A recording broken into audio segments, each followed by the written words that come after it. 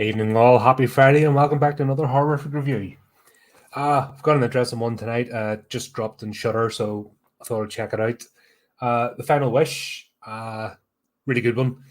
So basically it was put as a cross between Wishmaster, if anyone's seen the series by Wes Craven. It's actually really underrated series. A lot of people panned on it, but I really enjoyed the first three, and the fourth one was like really strange towards the end. Don't want to spoil that. That's like a classic Wes Craven. He always had these great ideas, and then just went mental with his studio, like let's make 100 sequels and go go go. And he always had a charm about it, so I can't hate the guy. You know, what I mean, he's anyone that's a horror fan, you can't have missed Wes Craven during your journey. You know, he's just one of those people. But they're saying this isn't Wes Craven, by the way. I'm just going off on a tangent, as usual. Surprise, surprise. But they're putting this as a cross between Wishmaster and Final Destination. Now, I get the Wishmaster vibe. I don't get the Final Destination, apart from one scene towards the end. I don't get it, but you know, advertisers go to advertise and all that good stuff. So basically, what we'll have is Aaron. He's the main character. He's supposed to be a hotshot lawyer, but he's not doing too well, and he's forced to return home when his father suddenly dies. Now, the thing opens up. This is a bit of a misdirect. Thing opens up with this wee girl. She's pie-eyed. She's been out for a night in the town. She's jumped out of an Uber, got into her house, and she comes into an absolute scene of carnage. Then it jumps to Aaron's character in, I believe it's Chicago. The weirdest interview scene ever. I know they're setting up the premise for the story, but it makes no sense. It's the only bit that really takes me out of the movie. There's always something. I know I'm a picky shite, but hey, wouldn't be me if it wasn't. He's having an interview, and the person in the law firm like completely panned him about not going to the right school, not doing this, not doing that on a CV. But the thing is, if he was that underqualified, he wouldn't have got to the interview stage. It just makes no sense. But I suppose it needs to set up the story, but it's like, oh, you didn't go to that school, you didn't go to that, blah, blah. And then to top it off, the door to the interview room's open, and the next candidate is sitting right outside, hearing all this, and she effectively tells him on the spot, nah, clear off. And you kind of wonder, what the hell's going on here? I wasn't, if I hadn't opened up, if I had been the opening scene, I'd have been looking at this going, what the hell am I watching? So that's the only bit that takes me out of the movie. Now, maybe they had him opening up some, coming back in, opening up some mail, you know, saying rejected. That might have worked better. But this is the only bad scene in the movie, to be honest, because I don't want to. I actually really enjoyed this movie. It's a good watch, and I recommend you check it out. So go from that. He's then getting kicked out of his apartment anyway. Hasn't paid rent for a couple of weeks. And then he gets news of his father, and that makes him return. So it's the typical crabs in a bucket sort of mentality of you left the town, you think you're better than us, blah, blah, blah, blah. Turns out he left to become a lawyer, moved to Chicago, and he basically hasn't been in touch with his family since he left. You know, no phone calls or anything. You know, Philip, I'm a gobshite. Even I manage to call him once a week. You know, it's not hard, especially with today's technology. Because it's sort of modern film anyway. So got that. He's brought back. His father's passed on, and apparently ran a shop, and all the stuff from the shop's back in the house. And he tries to have a yard sale, and his mother cracks up at him. You get all this kind of underlying tension in the family, and it all comes out. And essentially, this is where things start going wrong. So we'll see the urn, which is like the main focal piece. But strange thing to have in his room, the way they did it. I think it would have been a better story, just to nitpick a wee bit. But if the urn hadn't been discovered till later on, you know, just in amongst everything, and he didn't know what was happening. But there you go. And this is where the whole Wishmaster, you know, the whole theme of the story, he starts making wishes. What was it? God, I should have wrote them down. he makes the first wish. I think it was for his mother to stop crying or to be happy, because she just like completely. No, he wanted money. Sorry, he wanted money. So he goes to the petrol station, wins a scratch card, $5,000. That was enough to cover his rent and a bit extra. Makes another. He meets his, and we'll see the sort of dynamics of the town. The only disappointing character is the sheriff in this. Your typical cardboard cutout, high school jock type, school bully who's then put on a uniform and a badge. And it turns out Aaron's got history with this girl, Lisa, and he was with her. She left him, got with his other friend, and then she ends up with the sheriff, and then he's an absolute dick. He's just made out to be the bad guy. It's only bit disappointing in terms of character, but it doesn't take away from the story, because the actual story itself's well written and actually quite fun, because he starts making these wishes and it comes true, but in typical, like, it's a monkey paw tale. You make wishes and it comes true in the most horrific fashion, and you don't exactly get what you want. There's always a price. And that's a time and tested tale of anything about wishes. What's really interesting is he meets his old high school friend, and he's been talking with him, hanging out with him, and it turns out his friend's dead. Part of the way through this.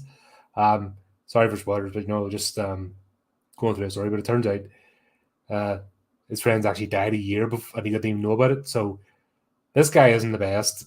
I don't know whether it's the whole mentality of, I'm out of the small town, I don't want to look back, or he's embarrassed because he wasn't doing too well. But there's that kind of underplay as well, that he didn't get to make it, because he basically said he's working in a coffee shop.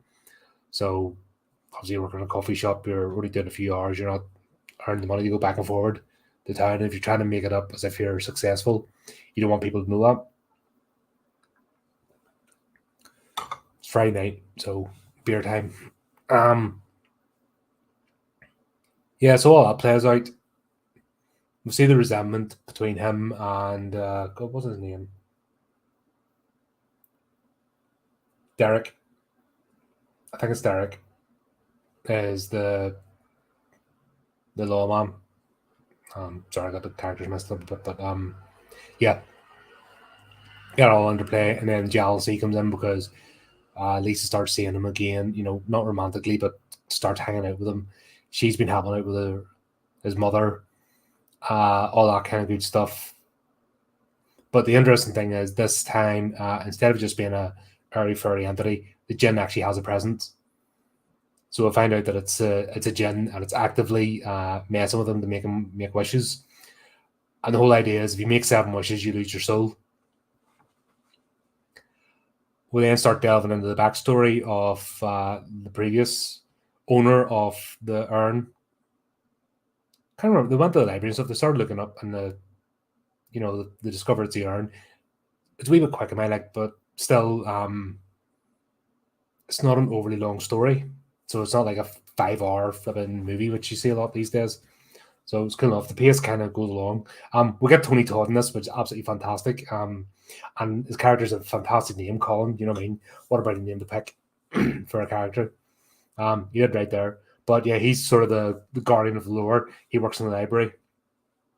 He's able to tell him all the backstory, who bought the urn, where it came from before, where it came from. He has all the logs and stuff. Love to see more Tony Todd in this. For such a horror icon, he's really another underutilized actor. And it's a shame, because apart from Candyman, he's a fantastic actor in his own right. And that was one of my major criticisms about the Candyman sequel / reboot crap by that idiot Jordan Peele. He had access to one of the most iconic characters and actors in horror. And what did he do? 10-second CGI shite with him? Piss off, But yeah, it was great to have Tony Todd in this. And the actress that plays the mother, she's a well-known actress as well. Seen her in a lot of stuff, but I just can't put her name to mind at the moment. Yeah, as you can tell, I do lots of research for these things, but that's not what these videos are about. It's about the experience of the movie watching, because I really don't want to get into too many actors and directors, because a lot of them, especially today's sort of climate, are absolute arseholes. And if I start researching too much into them, I'll find out they've been tweeting, calling those names, and then I'll not watch any movies. And I don't want to go down that. I want to still enjoy movies, if that makes sense. And we all know that Hollywood are full of absolute morons. So you have to kind of disengage that part of your brain so you can watch movies and realize, yeah, they're all hypocrites. They don't practice what they preach, and they're degenerate scum, most of them. You know what I mean? But still, until we start getting more independent horror, this is where we get around to entertainment. But yeah, the whole premise of the story, setup, even setting, like, apart from the sheriff guy, being like a cardboard cutout character, that interview bit at the start, this is a really good movie. It's good, well paced, the story flows, and it's actually a good ending. It all comes up there crescendo, because he discovers then what's going on. He actually meets with the daughter and the father, and it turns out he cuts his own tongue out because you see him with a katana at the start after killing his mother, his wife, the wee girl's mother. And it turns out he used the katana to cut his own tongue out so he wouldn't make any more wishes. And then that was it. Basically, the jinn then comes to the force to try and get him to... And that's where you get the Wishmaster vibes, because the Wishmaster does the same thing. He cajoles you into making wishes, because that's once he gets his 3 wishes in that case franchise, he gets to recall the souls as a payment, and this is the same thing. And that's it. You kind of get the, trying to go through the motions, trying to put a stop date, trying to find out the source, and then it comes in. So I'll not spoil the ending, or how it goes sort of the last act. I know I'll give a few spoilers there, but I don't want to. I want just to actually go and watch the movie. And there you go. It's a fun horror movie. It's not trying to do too much. It's not super heavy on the special effects, so it's more about atmosphere.